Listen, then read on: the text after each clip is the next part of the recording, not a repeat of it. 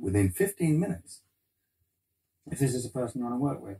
Mm-hmm. Yeah. Christopher Walken, first time I ever did a casting session in America. Yeah. Terrified me. Me too. I mean, fucking hell. I came to meet the guy. They said, oh, he's flying in from God knows where. Yeah, but he didn't need a plane, right? Yeah. It's like... He came in, he was doing all the kind of Scorsese stuff. And I said, have you had a chance to read the script? And he looked at me and he said, do you like my face? And I went, yes. And he said, well, that's great, because if you don't, get De Niro. I'm out of here. And stood up and walked out. And everyone said, well, I think it was quite a good meeting. No, he came to see me on a rooftop in New York. I said, hey, can I talk to you? And he said, sure.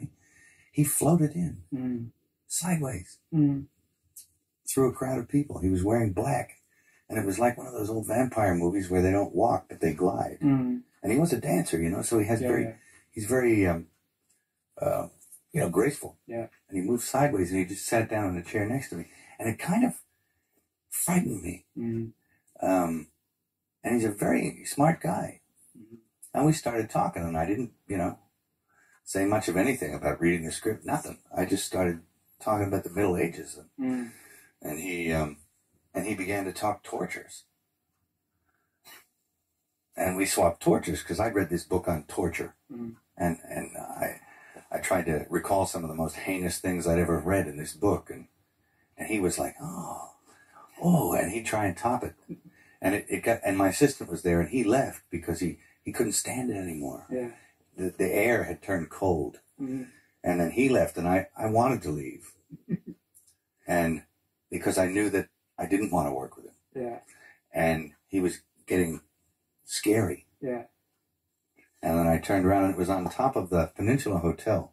I turned around to avoid his steady gaze at one point. Yeah. And I was looking at a building with the top of the sixes on it. So there was a huge illuminated 666 in red. Yeah. And I went from that to that to that, and he started smiling. Yeah. And I thought, oh no, Chris Walken is the Antichrist, Somebody once said my problem was I didn't understand the social contract here. I now understand what that means. Yeah. Do you understand it? The social contract? Yeah. I think I do. Yeah. What is it for you? The social contract. You can't get mad. You can't get mad. You can't let it get you, because you have to make a deal with everyone else, and it's almost unspoken that you are going to be fucked over at some point by people who you may have done something nice for. And it may happen that by circumstance, or even very purposefully, that you fuck someone over. But that shouldn't get in the way of you being able to sit down and have fun with them. Am I on the right track? You can't build a resentment about it. You have to still try and love those people. Yeah. Because that's the way they're thinking. Because it ain't personal. No, it's not personal. They don't really mean to hurt you. No. Not really. I don't quite understand. Well, I mean, there's a lot of motivations for why it happens. Yes, many. I mean, money will make you do stuff as well, won't it? I mean, them, us, yes. Yeah, well, whoever. If there's many millions riding on a decision, it's hard to be philosophical. Yes. Yeah, very, very hard. Very hard to be, you have to choose what level of integrity you're coming in at. And okay. And I've often felt it. I've sat there, and I have felt the knife slip firmly in between my shoulder blades and tried to have it shoved through the other side through my heart.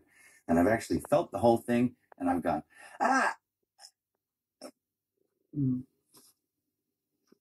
wait till next week, or I'll think, and you'll resent it for a little while, then you have to let it go. Otherwise, you'll eat yourself alive here.